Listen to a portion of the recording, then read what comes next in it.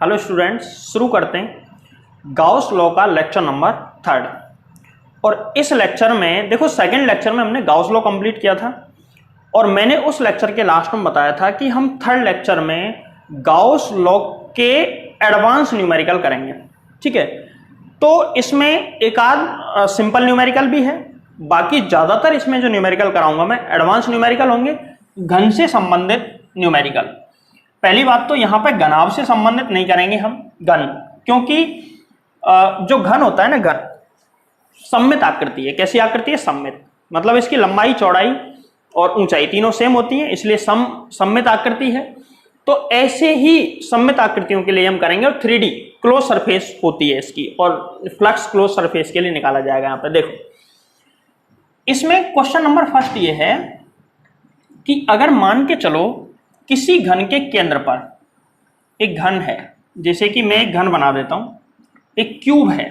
ठीक है, इस क्यूब के केंद्र पर, इसके सेंटर पर कोई चार्ज रखा हुआ है, इसके सेंटर पर कोई चार्ज रखा है, स्मॉल क्यू। ठीक है, देखो यहां पे चार्ज रखा है, इसके बिल्कुल सेंटर पर, इसके बिल्कुल सेंटर में क्यू चार्ज रखा है। तो जल्दी जल्दी करते हैं इसको। देखो, तो इस क्यूब में से कितना फ्लक्स निकलेगा, ये मैं क्वेश्चन करा चुका हूं, बट इसको दोबारा इसलिए करवा रहा हूं क्योंकि इससे रिलेटेड कई क्वेश्चन मैं यहां पे करवाऊंगा। देखो, इसके सेंटर पे रखा है, तो घन से, घन मतलब संपूर्ण घन, संपूर्ण घन से निर्गत फ्लक्स, संपूर्ण घन से निर्गत फ्लक्स कितना? फाई बराबर गाउस लॉ से Q अपॉन एप्सिलॉन नॉट, अगर ये निर्वात में रखा हुआ है तो। ठीक है, इस पूरे से निर्गत फ्लक्स, टोटल फ्लक्स कितना फ्लक्स निकलेगा? टोटल फ्लक्स निकलेगा ऐसे आएगा, बाहर वाली सतह पे और अंदर वाली सतह पे मिला के टोटल फ्लक्स इससे निकलेगा फाई। अब मुझे एक बात बताओ, इसमें टोटल कितनी सरफेस है? 6 सरफेस होती है, 6 इसमें फेस होते हैं, 6 सरफेस होती है, 6 फलक होते हैं इसके, जिसको फलक भी हम कह सकते हैं। अच्छा, ये जो फ्लक्स निकल रहा है ये टोटल कंप्लीट पूरे में से निकल रहा है, इसका मतलब 6 फलकों से निर्गत फ्लक्स है। तो एक फलक से कितना निकलेगा भाई? अगर 6 फलकों से फाई निकल रहा है तो एक फलक से 5/6। तो देखो, एक फलक से निर्गत फ्लक्स, एक फलक से निर्गत फ्लक्स, जिसको मैं फाई डैश नाम देता हूं, फाई डैश बराबर होगा 5/6। इसका मतलब फाई डैश बराबर Q upon 6 epsilon not. Clear है? चलो, ये पहला क्वेश्चन हो गया। इतना फ्लक्स निकलेगा टोटल क्यूब से और एक सरफेस से, कब? जब चार्ज उसके सेंटर पर रखा हो, घन के केंद्र पर रखा हो तो। अब इसमें क्वेश्चन नंबर 2 लेते हैं। क्वेश्चन नंबर 2, जब चार्ज Q, जब Q आवेश कहां पर रखा हो, इसके एक फलक पर रख देते हैं। जब Q आवेश किसी फलक पर रखा हो तो ऐसी स्थिति में टोटल घन से कितना फ्लक्स निकलेगा और एक सरफेस से कितना फ्लक्स निकलेगा, ये हमको निकालना है। तो देखो, यहां से अब अच्छे सवाल शुरू हो रहे हैं। देखें, सबसे पहले घन बनाता हूं मैं, एक क्यूब बना देते हैं। देखना ध्यान से, क्यूब बनाया। इस क्यूब के किसी भी एक फलक, कोई सा फलक ले लो, किसी भी एक फलक पर Q चार्ज रखा है। मतलब जैसे इसमें कोई भी फलक में ले लेता हूं, इसको समझाने के लिए मैं मार्क कर देता हूं। जैसे इस फलक की मैं बात कर रहा हूं, ये इसका एक फलक है, इसका एक फेस हमने ले लिया। ठीक है, इसके सेंटर पर, इस फलक के सेंटर पर हमने रख दिया Q चार्ज। कितना चार्ज रख दिया? Q charge. अब हमसे यह पूछा गया है, इसमें देखो, इसके बिल्कुल बीचों बीच में सेंटर पे, जबकि इसमें फलक के सेंटर पर है, ना कि टोटल पूरे के बीच में। अब हमको निकालना है कि घन से कितना फ्लक्स निकलेगा और दूसरा इसकी एक फलक से कितना फ्लक्स निकलेगा। देखो, ऐसे सवालों के लिए गाउस का नियम कब काम करता है? जब किसी बंद पृष्ठ, कैसा भी हो सकता है, के अंदर आवेश रखा हो, तो उस पूरे पृष्ठ से निर्गत फ्लक्स फाई बराबर होता है Q अपॉन एप्सिलॉन नॉट। सही। क्या मुझे एक बात बताओ, अगर मैं इसी को बंद पृष्ठ मान लूं तो ये आवेश जो Q है क्या इसके बीच में है? पहले वाले में था क्या? जी हां, पहले वाले के बीच में था, बंद पृष्ठ के बीच में, लेकिन यहां इस पृष्ठ के बीच में नहीं है, तो इसका मतलब ये हुआ कि ये पृष्ठ है ही नहीं। अच्छा, इसको जस्ट बीच में लाने के लिए क्या करना पड़ेगा? इसको बिल्कुल सेंटर में लाने के लिए क्या करना पड़ेगा? बिल्कुल सेंटर में लाने के लिए देखो, मैं एक घन यहां पे और रख देता हूं, तो इसको मैंने आगे बढ़ाया, इसको आगे बढ़ा लो। ध्यान से समझना इसको, ऐसा क्यों कर रहा हूं? बिल्कुल सेंटर में लाने के लिए। हालांकि ये चीज मैंने कल तुमको अर्धगोले वाले क्वेश्चनों में बताई थी, वो ये सेम टू सेम। एक और रख दिया, ऐसे बिल्कुल इससे चिपका कर रख दिया। अब देखो, अब ये जो चार्ज है ना, ये पूरे के जस्ट सेंटर में आ चुका है। अब इस सवाल को सॉल्व करो, तो अब बिल्कुल बीच में आ गया है। मतलब यह है कि अब हम गाउस लॉ लगाने के लिए कैपेबल हैं। अब गाउस लॉ इसमें लगा सकते हैं, तो गाउस लॉ लगाते हैं। देखो, यहां पे Q चार्ज की वजह से फ्लक्स इसमें से भी निकलेगा और इधर वाले में से भी निकलेगा, दोनों में से निकलेगा, सही है? इधर से भी इधर से भी, और दोनों तरफ सेम स्ट्रक्चर है, सेम संरचना है दोनों तरफ। अगर टोटल फ्लक्स इससे फाई निकलेगा तो 5/2 इधर से और 5/2 इधर से, बोलो सही है? अगर इसमें से टोटल फ्लक्स फाई निकल रहा है तो 5/2 इधर से और 5/2 उधर से। तो देखो, इसको सॉल्व करने के लिए चलो मैं पूरी कंडीशन बताता हूं। दोनों घनों हमको देखो, सवाल में हमसे एक घन के लिए पूछा तो हम एक निकालेंगे। एक घन से निर्गत, एक घन से निर्गत फ्लक्स, यहां पे दो हैं तो एक से निर्गत फ्लक्स आ जाएगा। इसको मैं 5 से नोट करूं तो 5 बराबर टोटल कितना होता है? Q अपॉन एप्सिलॉन नॉट, लेकिन आधा होगा ना by 2, Q upon epsilon not बटे 2, ऐसे भी हम लिख सकते हैं इसको। भाई अगर एक ही घन होता तो मैं इसको क्या लिखता? Q अपॉन एप्सिलॉन नॉट, लेकिन यहां पर दो घनों से है, आधा हो जाएगा एक घन के लिए बटे 2, तो एक घन से निर्गत फ्लक्स 5 बराबर कितना आ गया? Q अपॉन में 2 एप्सिलॉन नॉट। क्लियर है? ये एक घन से निर्गत फ्लक्स आ गया।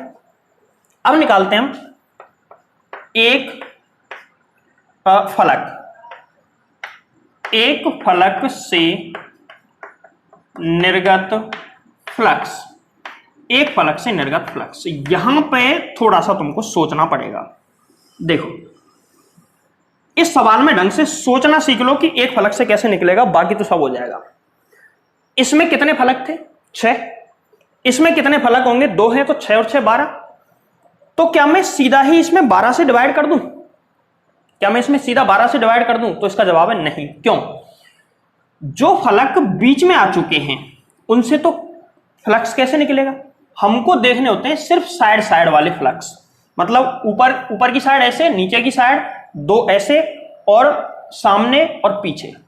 तो टोटल इसमें से ये देखो कितने, टोटल 12 हैं। 12 में से बीच में कितने आ गए? 12 में से दोनों, एक इधर से आया एक इधर से आया, दोनों मिल गए, इनके सेंटर पे चार्ज रखा हुआ इनके बीच में, तो ये दोनों कैंसिल आउट हो गए। मतलब बाहर की सतहों पर टोटल कितने बचे? तो एक और एक 2, एक इसका और एक इस वाले का, दोनों तो कैंसिल हो गए। बाकी कितने बचे? 12 में से 10 बचे। तो बार बार वाले फलक गिन लेना, टोटल 10 आ रहे हैं इसमें। तो एक फलक से निर्गत फ्लक्स होगा 5 बराबर, देखो ये जो फ्लक्स है ना, ये फ्लक्स कितने पृष्ठों से निकल रहा है? कुल 12 में से 2 गए तो 10 बचे। इतना फ्लक्स निकल रहा है 10 से, टोटल 10 है बार बार। 10 से इतना, तो 1 से कितना? इसमें किसका भाग लगा दो? 10 का। तो 5 डैश बराबर 5 अपॉन में 10, मतलब इतना फ्लक्स 10 से निकल रहा है, तो 1 से कितना निकलेगा? 10 का भाग लग जाएगा। क्या आ जाएगा? 10 से डिवाइड करो इसमें, Q अपॉन में 20 एप्सिलॉन नॉट, 10 इंटू 220, ठीक है।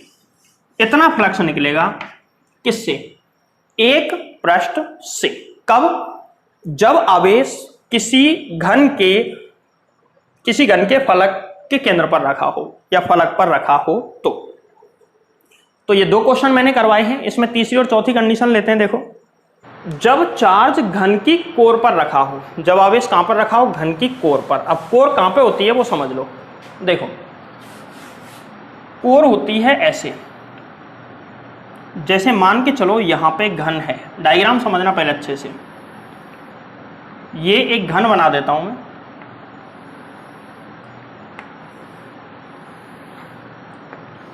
और इस घन की कोर पर कोई चार्ज रखा हुआ है, कोर कहते हैं इसको, ये इसकी कोर है, ठीक है।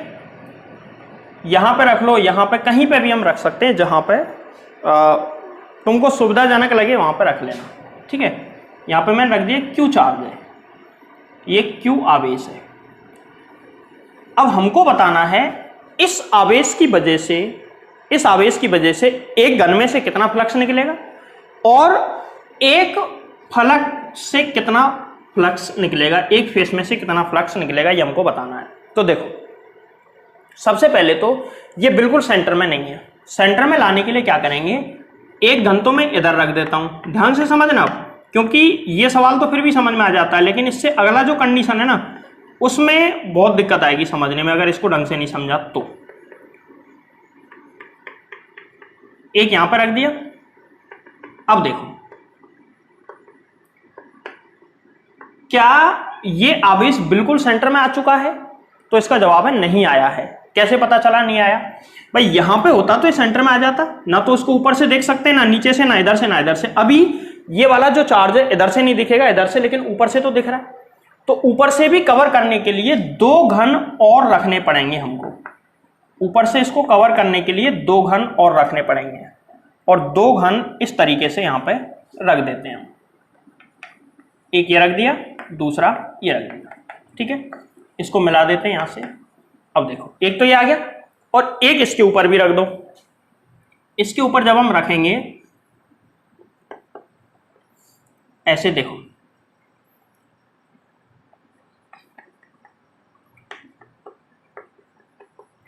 इसके ऊपर हम इसको रख देते हैं, तो अब बिल्कुल सेंटर में आ चुका है। ये सभी सेम साइज की बनाना, ध्यान रखना, मेरे पास जगह की थोड़ी सी ऐसी मिस्टेक सी हो रही है, इसलिए मैंने थोड़े अलग अलग साइज के बनाए, तुमको सेम साइज सेम ही रखनी है।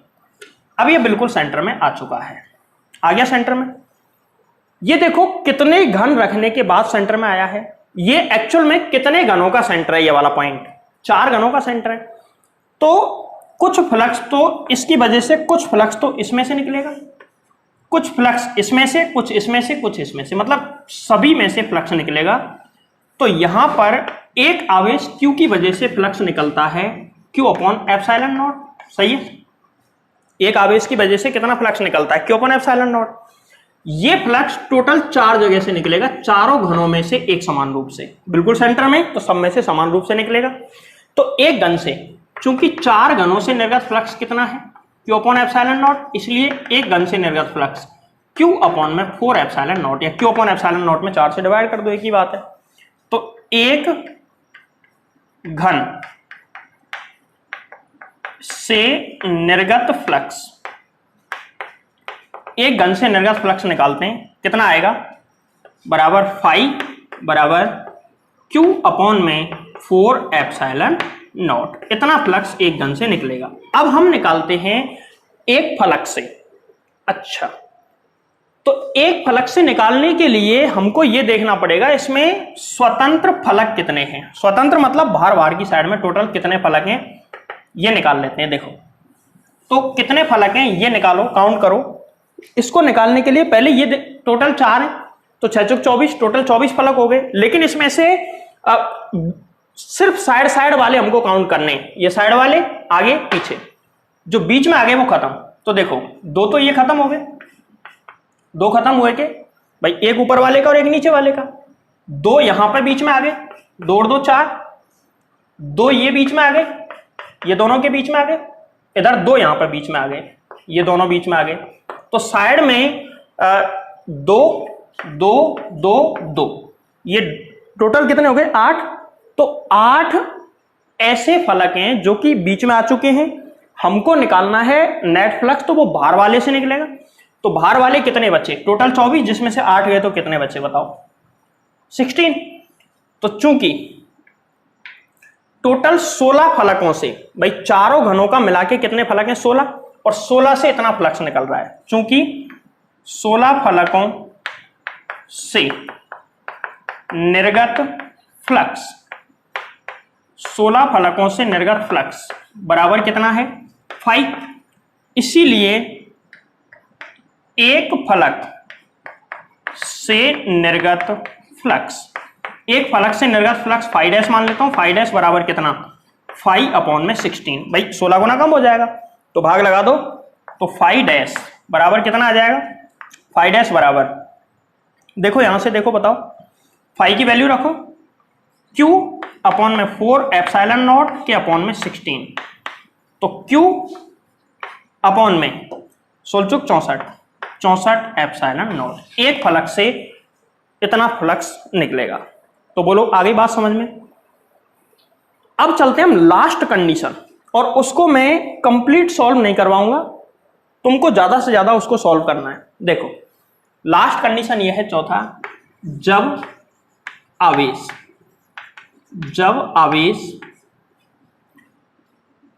घन के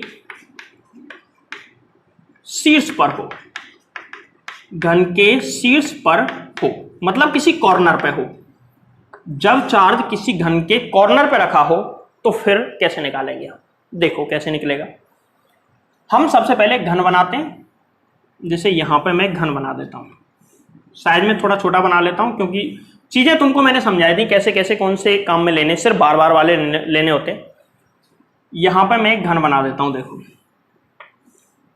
इस घन के शीर्ष पर, इस घन के शीर्ष पर, शीर्ष का मतलब है यहां पे Q चार्ज रखा हुआ है, और इस चार्ज की वजह से हमको नेट फ्लक्स निकालना है कि इस घन में से कितना निकलेगा, पूरे में से एक में से, और एक फलक से इसकी से कितना निकलेगा ये हमको निकाल के बताना है। देखो सबसे पहले इसको कवर करने की कोशिश करते हैं, तो एक घन हमको इसके आगे लगाना पड़ेगा, एक घन इसके हमको आगे लगाना पड़ेगा।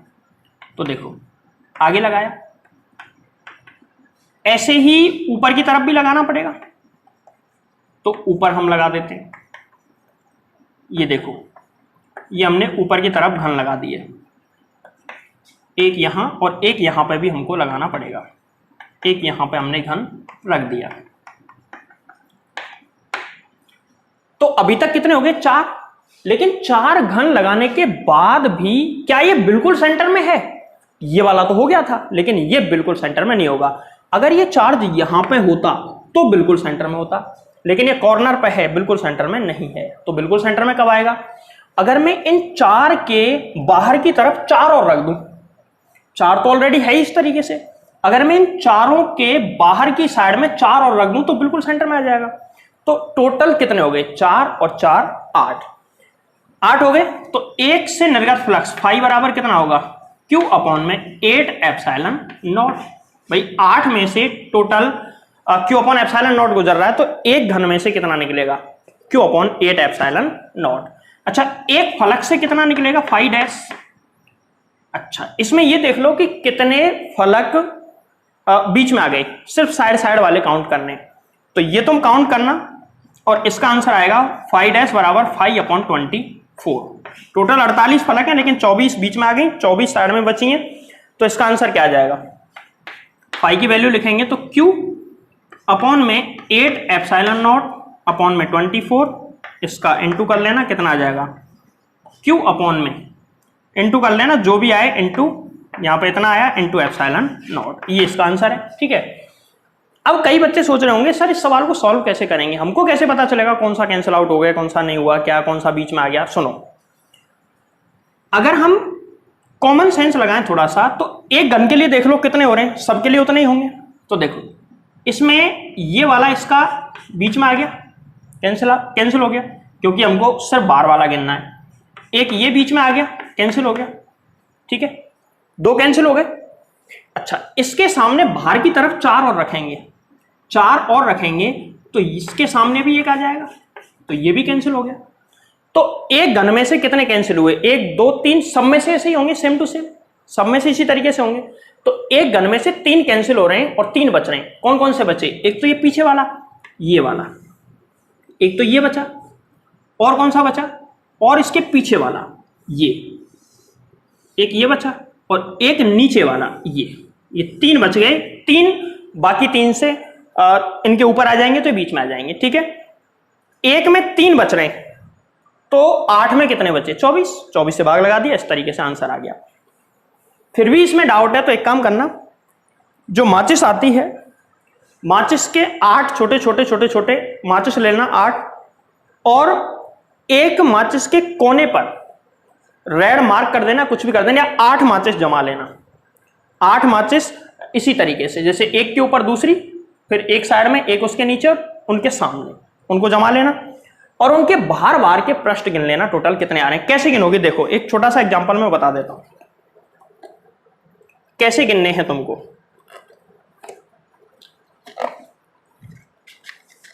जैसे देखो ये है 4 वाले का एग्जांपल का, ये हो जाएगा 4 है तो हमको बार बार के गिनने, इसमें से बार बार के कैसे काउंट करेंगे, देखो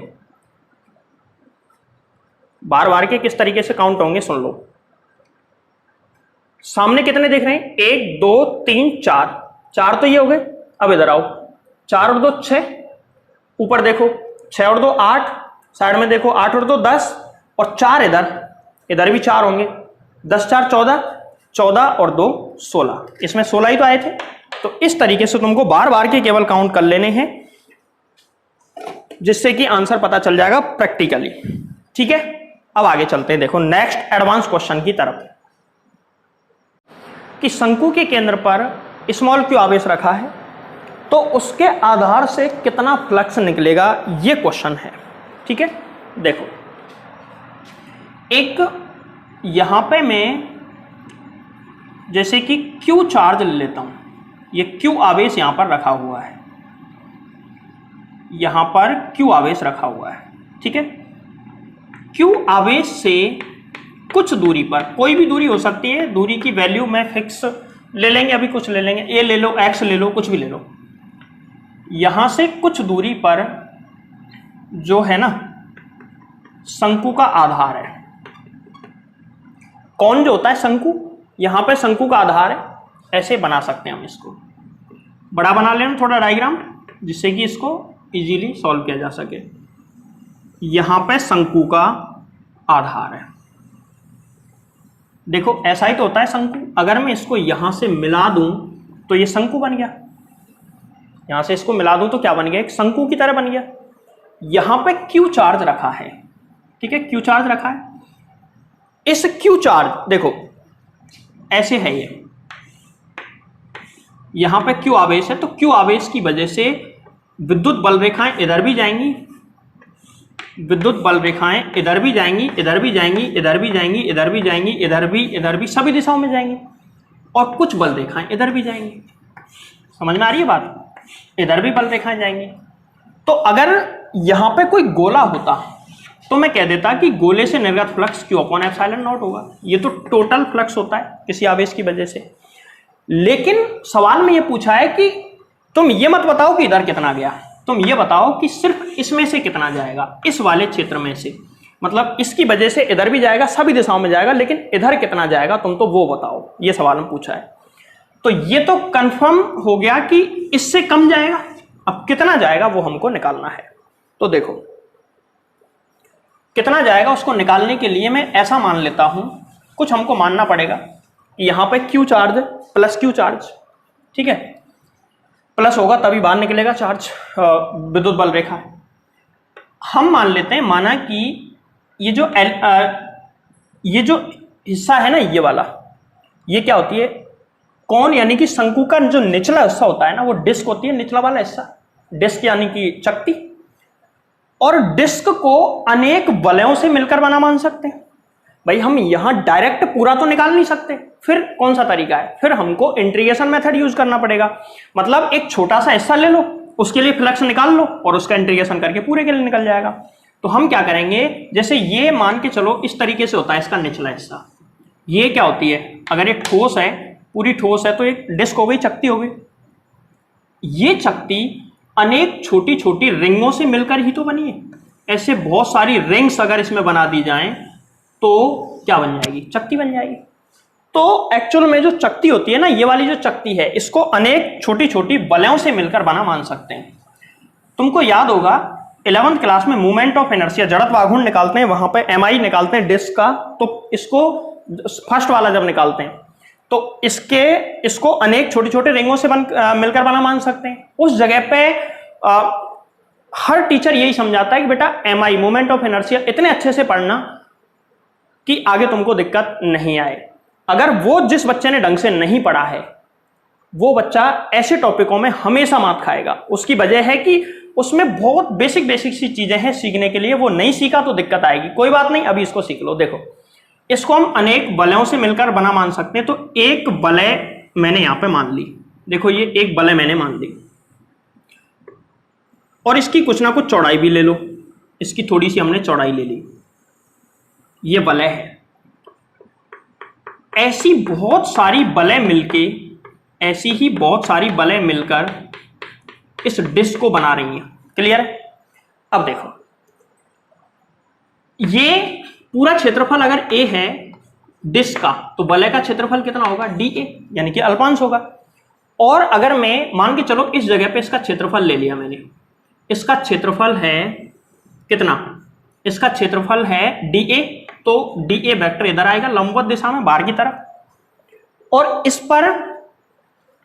पर आवेश की वजह से जो इलेक्ट्रिक फील्ड होगा ना, वो इस डायरेक्शन में होगा, ऐसे करके। यहां से इलेक्ट्रिक फील्ड की डायरेक्शन ये होगी ई वेक्टर। इन दोनों के बीच में एंगल में अल्फा मान लेता हूं, अपनी मर्जी से माना है मैंने। इन दोनों के बीच में जो विद्युत क्षेत्र है, सॉरी एंगल है, वो मैंने क्या मान लिया? अल्फा। अगर ये वाला एंगल अल्फा है, ध्यान से सुन लेना यहां पे, ये वाला अगर एंगल अल्फा है तो ये वाला एंगल भी अल्फा ही होगा। क्लियर है? क्योंकि देखो ये ऐसे करके ऐसे है, ये वाली रेखा और ये वाली रेखा समांतर है, इसको एक रेखा काट रही है, तो ये वाला एंगल इस वाले एंगल के सेम होगा, दोनों सिमिलर होंगे, ये वाला और ये वाला। ठीक है? अब देखो, सारी चीजें मैं बता रहा हूं, एक एक करके ढंग से पढ़ना है इसको। आगे देखो, इसको कैलकुलेट करने के लिए मैं मानता हूं कि इस नीचे वाली जो डिस्क है ना, इसकी त्रिज्या है कैपिटल आर। इसकी त्रिज्या कितनी मान लेता हूं मैं? Capital R. और ये जो हमने इसमें वलय मानी है, रिंग मानी है, इसको एलिमेंटल रिंग या अल्पांश रिंग भी कह सकते हैं। इसकी त्रिज्या मैं मान लेता हूं, इस रिंग की त्रिज्या है स्मॉल आर। रिंग की त्रिज्या कितनी है? यहां से यहां तक की डिस्टेंस है स्मॉल आर। और इस रिंग की जो मोटाई है ये वाली, इसकी मोटाई को मैं मान लेता हूं, यहां से यहां तक है मोटाई ये वाली। ठीक है? इसकी मोटाई में मान लेता हूं कितनी? D R. इसकी मोटाई को मैं डी आर मान लेता हूं। ठीक है? ये इसकी मोटाई हो गई। अब देखो, इस डिस्टेंस को भी कुछ ना कुछ मानना पड़ेगा, कौन की हाइट टोटल। तो इस हाइट को मैं मान लेता हूं x। इस हाइट को कितनी मान लिया मैंने? x। अब हम निकालेंगे। देखो, सबसे पहले हम क्या करेंगे? अच्छा, इसमें इस डिस्टेंस की हमको बार बार जरूरत पड़ेगी, इस डिस्टेंस की चलो भी निकालते हैं।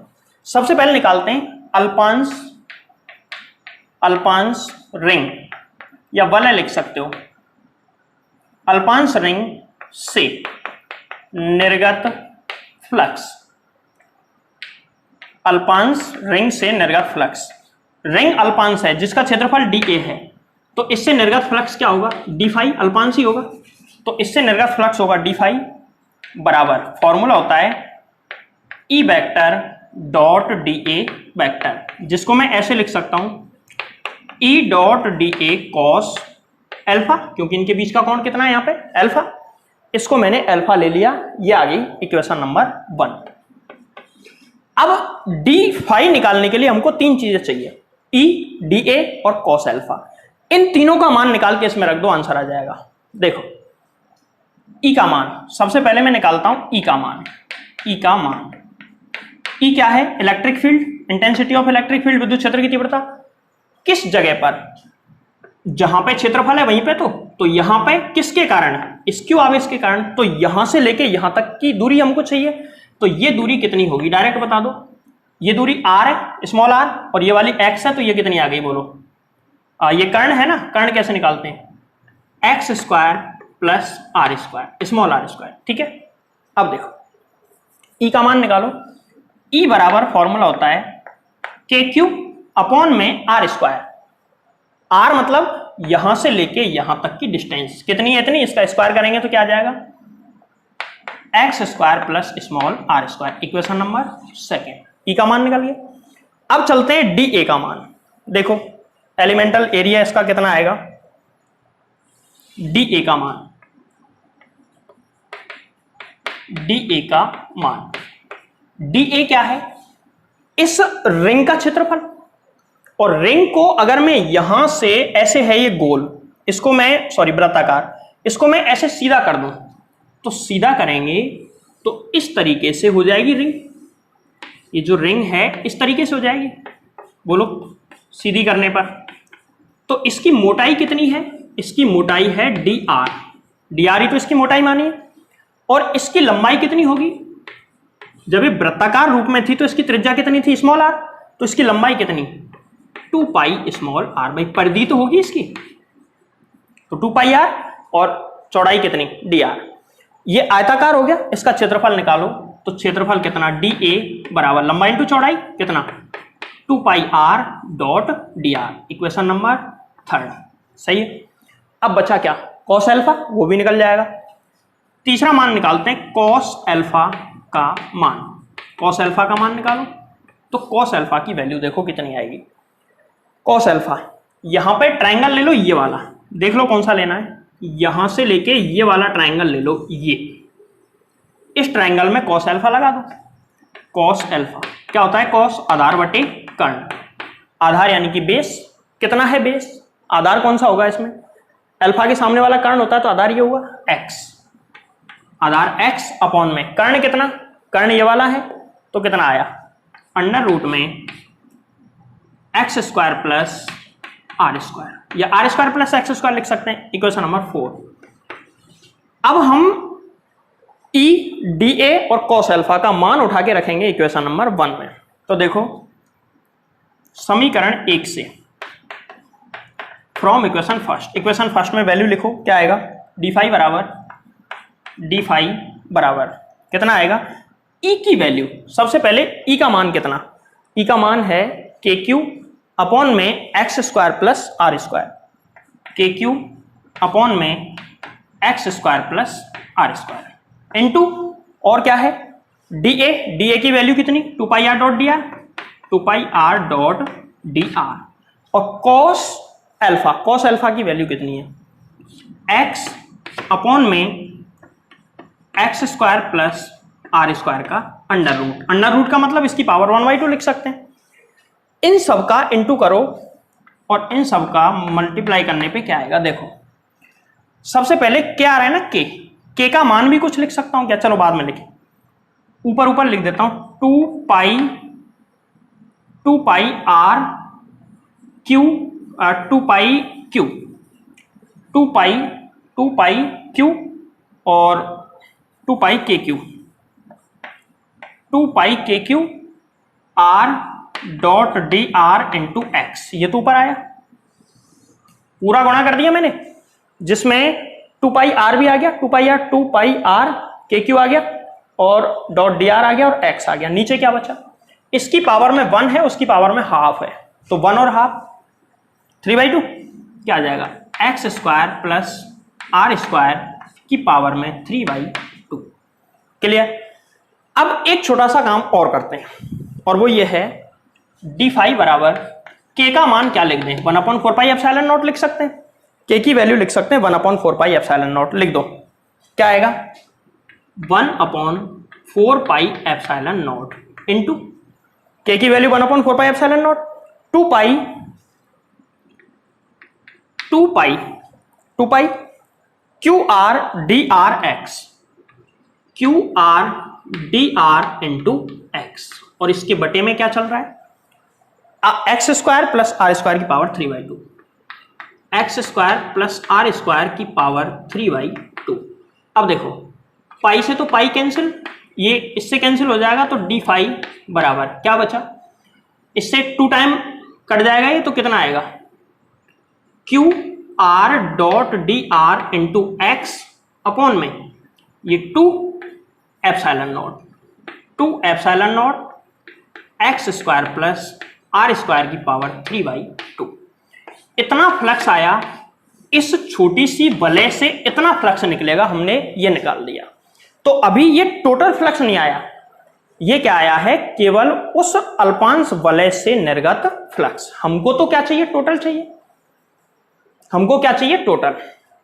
तो टोटल निकालने के लिए मैं इस डायग्राम को नहीं मिटाऊंगा, थोड़ा सा इसको एक बार नोट करें, मैं इधर से थोड़ा मिटा के सॉल्व कर देता हूं। देखो तो देखो, संपूर्ण आधार के लिए या संपूर्ण चकती या डिस्क के लिए, संपूर्ण डिस्क के लिए, टोटल डिस्क के लिए क्या करें, समाकलन करने पर भाई इसके एक छोटे से हिस्से का हमको पता है, तो छोटे से हिस्से ऐसे बहुत सारे हिस्सों से मिलकर, जैसे मैंने अभी बताया था, एक रिंग दूसरी तीसरी चौथी पांचवी और ऐसे करके पूरा बन जाएगा। तो अगर ऐसी सभी रिंग्स का के लिए फ्लक्स निकाल के उन सबको इंटीग्रेट कर दें या जोड़ दें तो क्या आ जाएगा, टोटल फ्लक्स। तो देखो इंटीग्रेशन डी फाई बराबर, इंटीग्रेशन कर दिया, दूसरी साइड में भी करो, तो integration q r dot d r into x upon में 2 epsilon not x square plus r square की पावर 3/2, ये आ गया। अब देखो इंटीग्रेशन डी फाई का आंसर तो कितना, 5 बराबर, इधर से जो जो कांस्टेंट है सब बाहर ले लो। कौन कौन कांस्टेंट है यहाँ पे, देखो Q और X दोनों कांस्टेंट हैं, एप्सिलॉन नॉट भी कांस्टेंट है, 2 भी कांस्टेंट है, ये सब बाहर लो। 2QX अपॉन में, सॉरी 2 नीचे आएगा, QX अपॉन में 2 एप्सिलॉन नॉट, और इंटीग्रेशन के अंदर क्या बचा, R अपॉन में x square plus r square की पावर 3/2 डॉट डी आर, ये आया। ठीक है, इसका इंटीग्रेशन करना है। अच्छा, इसमें क्यू एक्स एप्सिलॉन नॉट ये सब कांस्टेंट क्यों है, देखो क्यू तो चार्ज है, अब ऐसा तो है नहीं कि इस वाली रिंग के लिए अलग होगा, बाहर वाली के लिए अलग, और बाहर वाली, चार्ज तो सबके लिए सेम है ना, तो ये कांस्टेंट है। एप्सिलॉन नॉट कांस्टेंट होता है, ये एक्स क्यों कांस्टेंट है भाई, देखो ये जो वलय है ना, ये वलय,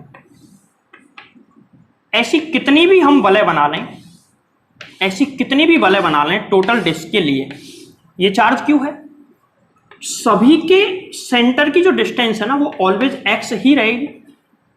यहां पे देखो इसकी त्रिज्या यहां पे R1, दूसरे वाले की त्रिज्या यहां पे R2, तीसरे वाले की R3 R4, लेकिन ये वाली डिस्टेंस तो सबके लिए सेम ही होगी ना। तो त्रिज्या, सभी रिंग्स की त्रिज्याएं अलग अलग हो सकती हैं, लेकिन दूरी आवेश से कैसी रहेगी, समान, इसलिए x कैसा है, कांस्टेंट। तो समझ में आ गई कांस्टेंट क्यों बाहर लिया था। अब थोड़ा सा इंटीग्रेशन मैं तुमको खुद सॉल्व करने के लिए दे रहा हूं, मैं डायरेक्ट आंसर बता रहा हूं, इसका डायरेक्ट आंसर सुन लो। डायरेक्ट आंसर निकालने से पहले एक चीज और देख लो, हम डिस्क की वजह से निकाल रहे हैं, तो यहां पे इंटीग्रेशन किसका हो रहा है, स्मॉल आर का, यानी कि त्रिज्या का। त्रिज्या कहां से कहां तक है, इस डिस्क के लिए त्रिज्या कहां से कहां तक होगी, तो देखो यहां से स्टार्ट होगी, यहां से लेके यहां तक जाएगी, टोटल पूरी डिस्क को कवर करने के लिए त्रिज्या यहां से स्टार्ट होगी यहां तक जाएगी। तो यहां पर त्रिज्या 0 और यहां पर कितनी, कैपिटल आर, 0 से लेके कैपिटल आर। इसका मतलब है कि ये जो रिंग है ना, ये रिंग कहां से कहां तक होती है, इसके जैसे देखो ये है इसके केंद्र पे, एक सबसे पहली रिंग यहाँ पे, फिर यहाँ पे, फिर यहाँ पे, फिर यहाँ पे, तो डिस्क बनाने के लिए लास्ट कहां तक होगी, कैपिटल आर तक। इस तरीके से इसका इंटीग्रेशन लिया, लिमिट 0 से कैपिटल आर, और इस लिमिट को सॉल्व करने के बाद आंसर क्या आएगा वो सुन लो। इस लिमिट को सॉल्व करके आंसर क्या आएगा, इसका आंसर आएगा इस वाले का, फाई बराबर क्यू एक्स अपॉन में 2 epsilon not, Q x upon में 2 एप्सिलॉन नॉट, ये तो है ही। इस वाले का केवल इसको सॉल्व करने के बाद क्या आया वो मैं तुमको बता रहा हूं, यहां तक तो अभी तो मैंने ये मान लिखा है, अब मैं इसका आंसर बता रहा हूं। तो इसका आंसर आएगा 1/x, इसका आंसर आएगा 1/x माइनस 1/√ में r square plus x square, या x square plus r square भी हम लिख सकते हैं, x square plus r square, ये इसका आंसर आएगा। अब देखो x है, अब ये कैसे सॉल्व किया, ऐसा मैंने एक क्वेश्चन पिछले चैप्टर में करवाया था, उस न्यूमेरिकल का आंसर कुछ इसी तरीके से सॉल्व करके मैंने बताया था, तो वहां पे देख सकते हो, बाकी खुद भी सॉल्व कर सकते हो, कोई दिक्कत नहीं है भाई। u/v.dx उस वाले तरीके से होगा, एक को छोड़ देंगे दूसरे का अवकलन माइनस ऐसे आंसर वाले तरीके से। अब देखो इसमें जो x बचा है इसका अंदर गुणा कर दो, तो x का अंदर गुणा करेंगे तो क्या आएगा, 5 बराबर q अपॉन में 2 एप्सिलॉन नॉट, क्या बचा x का इंटू इससे हुआ 1 माइनस यहां पे होगा तो x अपॉन में under root x square plus r square, ये इसका आंसर आ गया। अब सुनो, इतना फ्लक्स निकलेगा इस आवेश की वजह से इस डिस्क से, यानी कि शंकु के आधार से, ये तो इसका आंसर आ गया। बट एक चीज और सुनो, इस आंसर को दूसरे रूप में हम ये भी लिख सकते हैं, अगर मान के चलो इस शंकु का अर्धकोण थीटा है, इसका half angle semi angle theta है, मतलब ये है कि अगर तुमको कहीं से ये पता चल जाए कि ये वाला एंगल थीटा है, ठीक है, मतलब ये वाला एंगल, ये इस बड़े डायग्राम में देख लो, ये वाला एंगल थीटा तुमको कहीं से पता चल जाए, और ये वाली डिस्टेंस कितनी है x, और ये वाली कितनी है कैपिटल R, इसकी त्रिज्या है, तो बताओ मुझे ये डिस्टेंस कितनी होगी, x square plus r square. तो इसमें अगर ये कोण थीटा तुमको पता हो या सवाल में दिया हो इसका हाफ एंगल, तो ऐसी कंडीशन में कॉस थीटा की वैल्यू निकालो, यहां से कॉस थीटा का मान निकालना, कितना आएगा, आधार बटे कर्ण, आधार कितना है x अपॉन में कर्ण कितना, अंडर रूट में x square plus r square. तो ये जो मान आया ना, इसकी जगह पर हम क्या लिख सकते हैं, कॉस थीटा, कब, जब इस शंकु का अर्धकोण थीटा तुमको सवाल में दिया गया हो। तो इसका आंसर क्या आ जाएगा फिर, फाई बराबर क्यू अपॉन में 2 एप्सिलॉन नॉट और ब्रैकेट में 1 माइनस कॉस थीटा। तो चाहे इसका आंसर ये वाला लिखो चाहे इसका आंसर ये लिखो, दोनों का मतलब एक ही है, दोनों का मतलब एक ही है, बस एक थीटा के पदों में और एक एक्स और आर के पदों में है, ठीक है। तो इससे इतना फ्लक्स निकलेगा, इसको देख लेना, बहुत अच्छा डेरिवेशन है, बहुत अच्छा न्यूमेरिकल है। अब इस पर बेस्ड कुछ न्यूमेरिकल करते हैं कि इसके न्यूमेरिकल कैसे पूछेगा।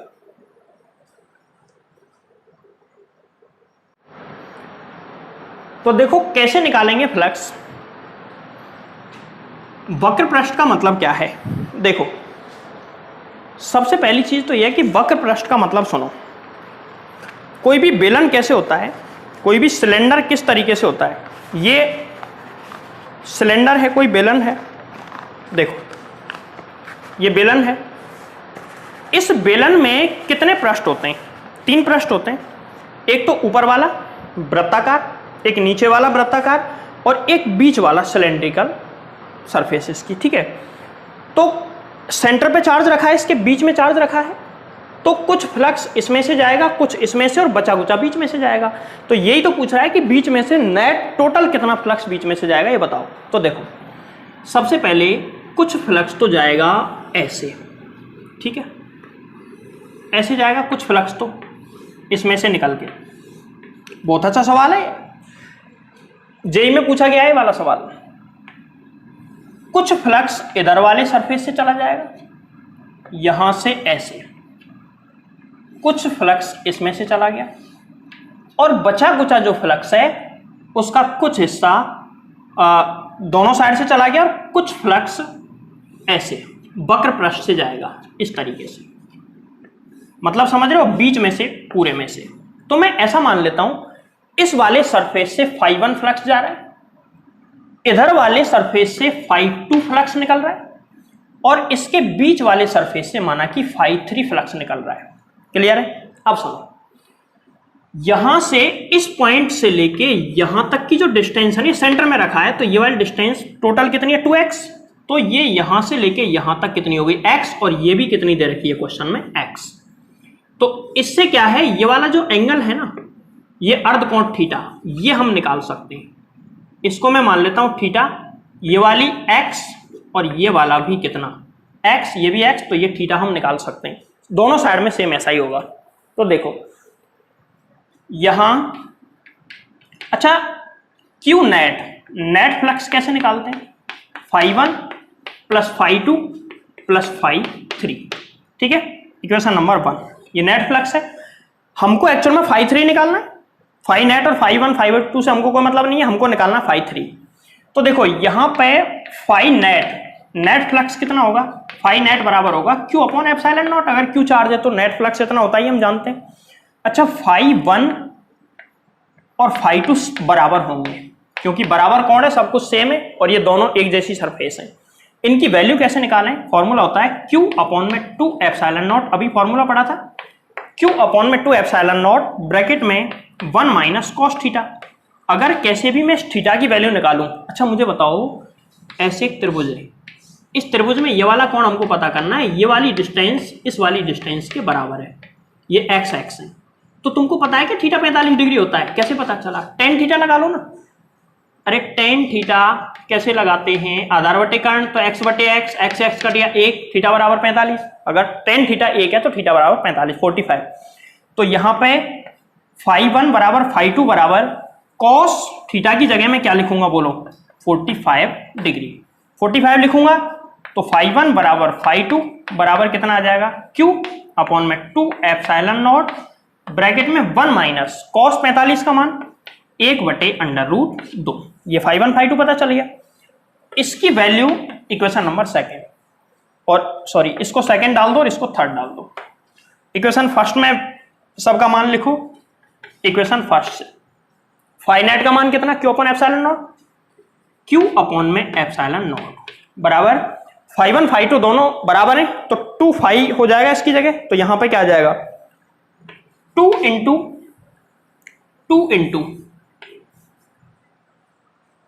फाई 1 फाई 2 दोनों का मान सेम है, इसलिए मैंने 1 1 2 कर दिया साथ एक साथ, और यहां पे मान कितना, Q upon 2 epsilon not, Q upon में 2 एप्सिलॉन नॉट और ब्रैकेट में कितना 1 माइनस 1 अपॉन √2, सही, और प्लस फाई 3, ये फाई नेट का मान, ये फाई 1 फाई 2 का मान और प्लस फाई 3। तो फाई 3 बराबर कितना आ जाएगा, फाई 3 बराबर क्यू अपॉन में एप्सिलॉन नॉट माइनस, ये पूरा इधर आके माइनस हो जाएगा, माइनस होगा तो देखो 2 से 2 कट गया, कितना क्यू अपॉन में एप्सिलॉन नॉट 1 माइनस 1 अपॉन √2, ठीक है। तो फाई 3 बराबर क्यू अपॉन एप्सिलॉन नॉट लेता हूं मैं कॉमन, तो 1 माइनस यहां से भी कॉमन आया 1 प्लस 1 अपॉन √2, 1 से 1 कैंसिल आउट, क्या बचा फाई 3 बराबर क्यू अपॉन √2 एप्सिलॉन नॉट। इतना फ्लक्स उसके वक्र पृष्ठ में से निकलेगा, ये इसका आंसर है। अच्छा, अगर तुमसे कोई पूछ ले कि दोनों साइड से कितना फ्लक्स निकलेगा, तो उसका जवाब ये रहा, दोनों साइड से टोटल इतना निकलेगा, सॉरी एक साइड से इतना निकलेगा, दोनों साइड के लिए हमने 2 का गुणा किया है, क्योंकि 2 है ना, एक इधर और एक इधर, जैसे किया ना फाई 1 फाई 2 दोनों सेम ही तो थे, सेम थे, इसलिए 2 का गुणा कर दिया मैंने, सीधे ही फाई 3 की जगह फाई 3 लिख दिया, इसको सॉल्व करके इसका आंसर निकाल दिया। अच्छा, ये क्वेश्चन हो गया। लेकिन इस क्वेश्चन में अगर मान के चलो कहीं ऐसा आ जाए कि ये दोनों बराबर ना दिए हों, तो कुछ और देगा, तो उस हिसाब से हम वैल्यू निकालेंगे। जैसे कि देखो, ये वाला x दे दिया और ये वाला y दे दिया, मान के चलो ये वाला x दे दिया और ये वाला कितना दे दिया y, अब निकालो। तो अब क्या करेंगे, देखो अब भी निकलेगा आंसर, तो अब कैसे निकलेगा, देखो ये x और ये y है, तो मुझे एक बात बताओ, ये कितना होगा, ये कितना होगा √x² प्लस y², सही है। कॉस थीटा निकाल लो, कॉस थीटा बराबर आधार बटे कर्ण, आधार कितना है, आधार कितना y अपॉन में √x² प्लस y²। तो अब की बार जो आंसर आएगा ना, उसमें cos 45 की जगह हमको क्या लिखना है, cos थीटा, और cos थीटा का मान कितना, y अपॉन में इतना। अब पूरे को सॉल्व कर देना, इसका आंसर आ जाएगा। समझ में आ गई। तो मैंने तुमको सेम वाला करवाया, लेकिन अलग वाला आए तो भी तुमको सॉल्व कर लेना है इसी तरीके से, ठीक है। बस यहाँ पे cos 45 की वैल्यू सीधी सीधी आ जाएगी, वहां पे cos 45 cos थीटा है, cos थीटा का मान हमको ये लिखना है, और जो भी सॉल्व करने पाएगा वो आंसर है। अगला क्वेश्चन पढ़ें, और अगला क्वेश्चन है मटका। इसमें जो वक्र पृष्ठ है उससे निर्गत फ्लक्स ज्ञात करो। देखो क्या बढ़िया क्वेश्चन है, दिखने में भी अच्छा लग रहा है। चलो, इसने दिया है कि इसका जो ऊपरी सिरा है ना, इसकी जो त्रिज्या है ना, त्रिज्या है सॉरी, वो ये वाली त्रिज्या है स्मॉल r, ठीक है, और इसकी यहां से जो डिस्टेंस है ना, ये वाली, ये है कैपिटल R, कैपिटल R। अब यदि मैं इसको यहाँ से मिला दूँ, इसको यहाँ से मिला देता हूँ, ठीक है, तो ये वाला एंगल मैंने मान लिया थीटा, इसको मिला दूँ इधर, तो यहाँ इस एरिया में से जो फ्लक्स निकलेगा, उस फ्लक्स को हटाने के बाद, इस फ्लक्स को हटाने के बाद जो बचा कुचा एरिया है, इसमें से जितना भी फ्लक्स निकलेगा वो हमको निकालना है। तो देखो बहुत सिंपल है, माना कि इस पूरे वक्र पृष्ठ में से निकलने वाला फ्लक्स है φ1 और इसमें से इस वाले जो इसका मुंह है इसमें से निकलने वाला फ्लक्स है φ2। तो चूंकि फाई नेट बराबर कैसे निकालते हैं, total flux φ1 plus φ2, phi net कितना Q/ε0। ठीक है, बहुत सरल सवाल है क्योंकि ये एक तरीके से वो शंकु के जैसी स्थिति हो गई, यहाँ पे ये शंकु के जैसी स्थिति है। तो इस शंकु की वजह से, इस शंकु के इस वाले एरिया में से जितना फ्लक्स निकल रहा है उसको अगर मैं हटा दूं, अगर मैं उसको हटा दूं तो बाकी सब यहां से निकलेगा। तो Q/ε0 φ1 कौन सा, ये वाला, और ये तो हमको निकालना है, प्लस φ2 कितना होता है अभी तो निकाला, Q/2ε0 1 minus cos theta. Cos theta की वैल्यू पता कर लेते हैं, चलो पहले इसको सॉल्व कर लो। φ1 बराबर कितना, φ1 बराबर Q/ε0 minus Q/2ε0 1 minus cos theta, जो कॉमन आ रहा है ले लो। φ1 बराबर Q/ε0 कॉमन आ जाएगा, क्या बचा 1 माइनस 1/2 और ब्रैकेट में क्या बचा 1 माइनस कॉस थीटा। मल्टीप्लाई कर लो इसका, φ1 बराबर Q/ε0 1 माइनस 1/2, इसका इंटू इसमें किया तो माइनस 1/2 और प्लस कॉस θ/2 किया जाएगा। देखो एक में से 1/2 गया तो 1/2 बचा, तो φ1 बराबर कितना Q/ε0 1/2 प्लस कॉस θ/2। क्या मैं इसको ऐसे लिख सकता हूं, Q/ε0 ब्रैकेट में 1 प्लस कॉस थीटा, यहाँ पे नीचे 2 को मैं नीचे ले लेता हूं, कॉमन ले लिया, 1 प्लस कॉस थीटा, बोलो हाँ या ना। अगर अब तुम चाहो कॉस थीटा का मान लिख दो। कॉस थीटा कैसे निकलेगा, ये वाला कौन थीटा है, ये वाला कौन थीटा है, ये वाली डिस्टेंस कितनी है कैपिटल आर, ये कितनी है स्मॉल आर, और ये कितनी आ जाएगी बताओ, अंडर रूट में small r square plus capital r square. तो कॉस थीटा निकाल लो, कॉस थीटा बराबर आधार बटे कर्ण, कॉस थीटा बराबर आधार बटे कर्ण। आधार कौन सा है, आधार है यहाँ पे कैपिटल आर अपॉन में कर्ण, कर्ण कितना है small r square plus capital r square, ये वैल्यू उठा के लिख सकते हैं। तो φ1 बराबर कितना Q/2 cos theta 1 plus capital r upon में under root small r square plus capital r square, ये इसका आंसर है। इस तरीके से मटका खत्म। ठीक, तो ये क्वेश्चन हो गया है। इस तरीके से कुछ एडवांस क्वेश्चन होते हैं इसके खत्म। इस पे आधारित कुछ क्वेश्चन तुम चाहो तो खुद भी बना सकते हो। अब एक छोटा सा टॉपिक है जो कि मैं आज की वीडियो में करा देता हूं, क्योंकि कल से मैं एप्लीकेशन शुरू करूंगा गाउस लॉ की। देखो लास्ट टॉपिक स्टार्ट करते हैं, जो कि है सतत आवेश वितरण, कंटिन्यूअस चार्ज डिस्ट्रीब्यूशन।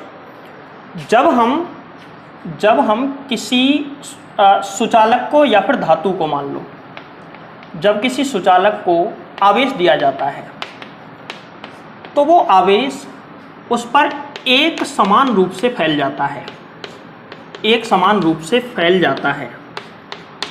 इसको कहते हैं सतत आवेश वितरण। सतत मतलब एक समान रूप से, आवेश वितरण मतलब आवेश का फैल जाना, आवेश डिस्ट्रीब्यूट हो जाना।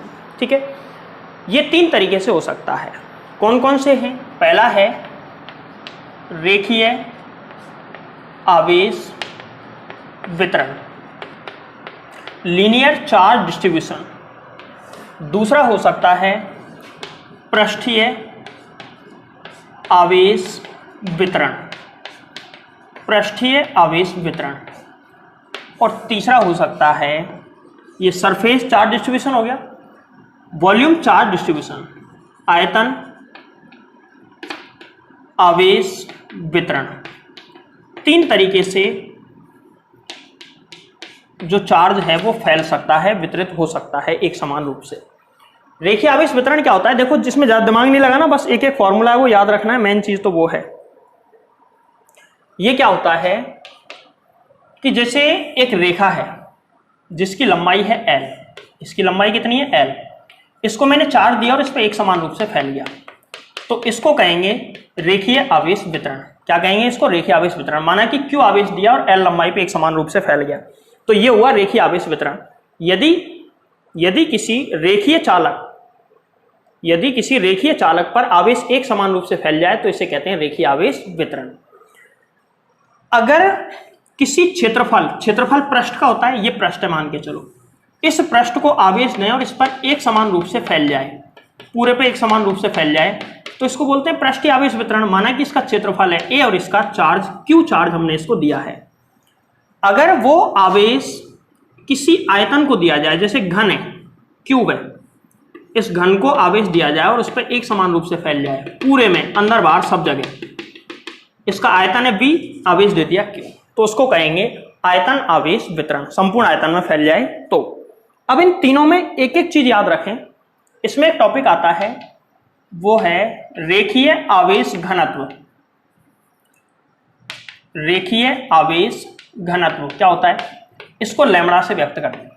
किससे व्यक्त करते हैं, लैम्बडा से। लैम्बडा क्या होता है, एकांक लंबाई पर आवेश का मान रेखीय आवेश घनत्व कहलाता है। एकांक लंबाई पर आवेश घनत्व कहलाता है। मतलब चूंकि L लंबाई में आवेश कितना Q, इसीलिए एकांक लंबाई पर आवेश Q/L। तो लैम्बडा बराबर क्या होता है, Q/L।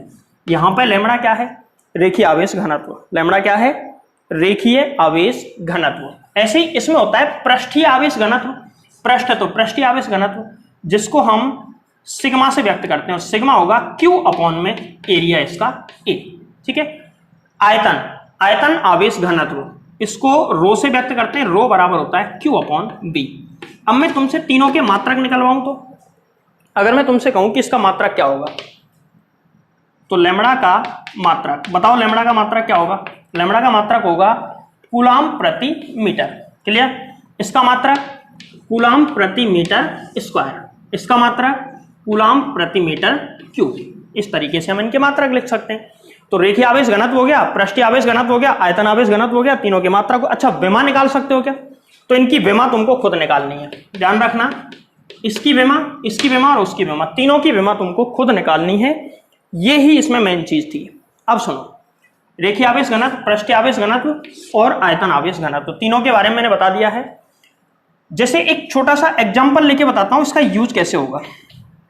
जैसे मान के चलो एक चीज और बता देता हूं अल्पांश के लिए। ये तो मैंने पूरे एल लंबाई के लिए बताया, अल्पांश के लिए ये फॉर्मूला कैसे काम करेगा।